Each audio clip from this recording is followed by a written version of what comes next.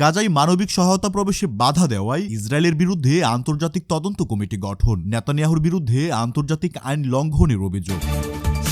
ফিলিস্তিনিদের উপর আগ্রাসনের প্রতিবাদে ইসরায়েলের সাথে সব ধরনের বাণিজ্য স্থগিত করল তুরস্ক, তেল আবিবের উপর বাড়ছে আন্তর্জাতিক চাপ।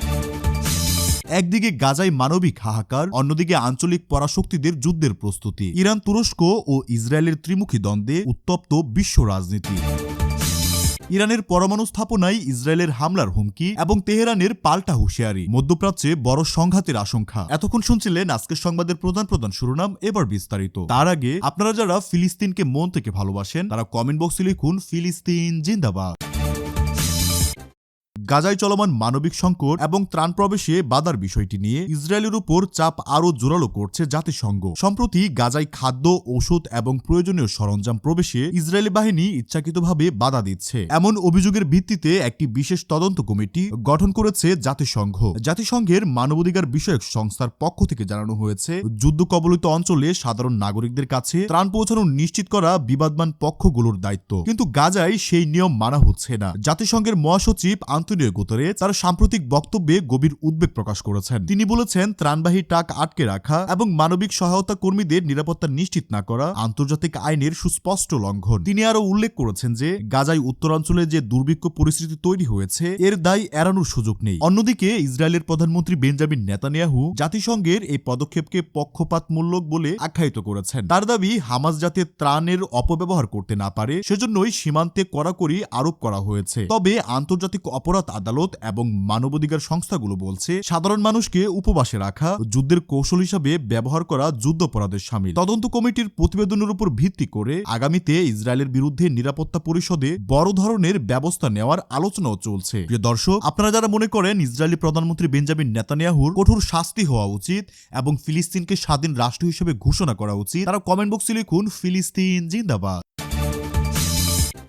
ফিলিস্তিনিদের উপর অব্যাহত হামলার প্রতিবাদে ইসরায়েলের বিরুদ্ধে কঠোর অর্থনৈতিক পদক্ষেপ নিয়েছে তুরস্ক। আঙ্কারার পক্ষ থেকে ঘোষণা করা হয়েছে যে গাজায় স্থায়ী যুদ্ধবিরতি এবং নিরবিচ্ছিন্ন ত্রাণ সহায়তা নিশ্চিত না হওয়া পর্যন্ত ইসরায়েলের সাথে সব ধরনের আমদানি ও রপ্তানি বাণিজ্য বন্ধ থাকবে। তুরস্কের বাণিজ্য মন্ত্রণালয় এক বিবৃতিতে নিশ্চিত করেছেন, এই সিদ্ধান্ত অবিলম্বে কার্যকর হবে এবং ইসরায়েলমুখী কোনো পণ্যবাহী জাহাজ তুরস্কের বন্দর ত্যাগ করতে পারবে না। তুরস্কের প্রেসিডেন্ট রিসেপ তাইপ এরদোয়ান এক ব্যবসায়িক সম্মেলনে বলেছেন, আমরা এমন কোন দেশের সাথে বাণিজ্যিক সম্পর্ক রাখতে পারি না যারা আমাদের মুসলিম ভাই বোনদের উপর নির্বিচারে বোমা বর্ষণ করেছে। এরদোয়ান আরও উল্লেখ করেছেন যে এই সিদ্ধান্ত নেওয়া সহজ ছিল না, কিন্তু মানবিক দায়বদ্ধতা থেকে তুরস্ক এই কঠোর অবস্থানে যেতে বাধ্য হয়েছে। তিনি মুসলিম বিশ্বের অন্য দেশগুলোকেও ইসরায়েলের উপর অর্থনৈতিক চাপ প্রয়োগের আহ্বান জানিয়েছে। এই বাণিজ্য নিষেধাজ্ঞার ফলে ইসরায়েলের নির্মাণ খাত এবং ভোগ্যপণ্যের বাজারে বড় ধরনের প্রভাব পড়ার আশঙ্কা রয়েছে। ইসরায়েল তাদের সিমেন্ট, স্টিল এবং খাদ্যপণ্যের একটি বড় অংশের জন্য তুরস্কের উপর নির্ভরশীল। ইসরায়েলের পররাষ্ট্রমন্ত্রী এই পদক্ষেপকে আন্তর্জাতিক বাণিজ্যিক চুক্তির লঙ্ঘন বলে অভিহিত করেছেন এবং তুরস্কের বিরুদ্ধে পাল্টা ব্যবস্থা নেওয়ার হুমকি দিয়েছেন। প্রিয় দর্শক, তুরস্কের প্রেসিডেন্ট রিসেপ তাইপ এরদোয়ান ইসরায়েলের বিরুদ্ধে যে পদক্ষেপটি নিয়েছে এ বিষয়ে আপনার মন্তব্য কি, এবং আপনারা যারা এরদোয়ানকে ভালোবাসেন তারা কমেন্ট বক্সে লিখুন আই লাভ এরদোয়ান। মধ্যপ্রাচ্যের পরিস্থিতি এখন কেবল ফিলিস্তিন ইসরায়েলের মধ্যেই সীমাবদ্ধ নেই, বরং এটি আঞ্চলিক পরাশক্তিগুলোর মধ্যে একটি জটিল দ্বন্দ্বে রূপ নিয়েছে। একদিকে গাজায় মানবিক বিপর্যয় চলছে, অন্যদিকে ইরান, তুরস্ক এবং ইসরায়েলের মতো শক্তিশালী দেশগুলো নিজেদের সামরিক প্রস্তুতি জোরদার করেছে। এই ত্রিমুখী উত্তেজনা বিশ্ব রাজনীতিতে বড় ধরনের অস্থিরতা তৈরি করেছে। ইরান সরাসরি হামাস এবং হিজবুল্লাহকে সমর্থন দিয়ে আসছে। ইরানের সর্বোচ্চ ধর্মীয় নেতা আয়াতুল্লাহ আলী খামেনি স্পষ্ট ভাষায় বলেছেন, মুসলিম দেশগুলোর উচিত ইসরায়েলের সাথে সকল সম্পর্ক ছিন্ন করা এবং প্রতিরোধ গড়ে তোলা। ইরান সমর্থিত গোষ্ঠীগুলো ইয়েমেন, ইরাক এবং লেবানন থেকে ইসরায়েলের উপর চাপ বজায় রেখেছে। অন্যদিকে তুরস্ক কূটনৈতিক এবং অর্থনৈতিকভাবে ইসরায়েলকে একগড়ে করার চেষ্টা করছে। ন্যাটোর সদস্য হিসাবে তুরস্কের এই অবস্থান পশ্চিমা বিশ্বের জন্য একটি বড় চ্যালেঞ্জ হয়ে দাঁড়িয়েছে। ইসরায়েল অবশ্য কোনো চাপের কাছে নতি স্বীকার করতে নারাজ। তারা একই সাথে গাজা এবং উত্তর সীমান্তে হিজবুল্লাহর বিরুদ্ধে লড়াই চালিয়ে যাচ্ছে। ইসরায়েলি নীতি নির্ধারকরা মনে করছেন এই লড়াই তাদের অস্তিত্ব রক্ষার লড়াই। এই পরিস্থিতির কারণে কারণে লোহিত সাগরে জাহাজ চলাচল ব্যাহত হচ্ছে এবং তেলের বাজারে অস্থিরতা দেখা দিচ্ছে। যুক্তরাষ্ট্র এবং ইউরোপীয় ইউনিয়ন সংঘাত যাতে ছড়িয়ে না পড়ে সেজন্য কূটনৈতিক তৎপরতা চালালেও মাঠের পরিস্থিতি ভিন্ন কথা বলছে। ইরান এবং ইসরায়েলের মধ্যে প্রক্সি যুদ্ধের পরিবর্তে সরাসরি যুদ্ধের আশঙ্কা বাড়ছে, যা পুরো মধ্যপ্রাচ্যকে দীর্ঘমেয়াদী সংকটের দিকে ঠেলে দিতে পারে। প্রিয় দর্শক, আপনারা যারা মনে করেন সকল মুসলিম দেশগুলো একত্রিত হয়ে ইসরায়েলের উপর চাপ বাড়ানো উচিত, তারা কমেন্ট করে আমাদেরকে জানিয়ে দিতে পারেন।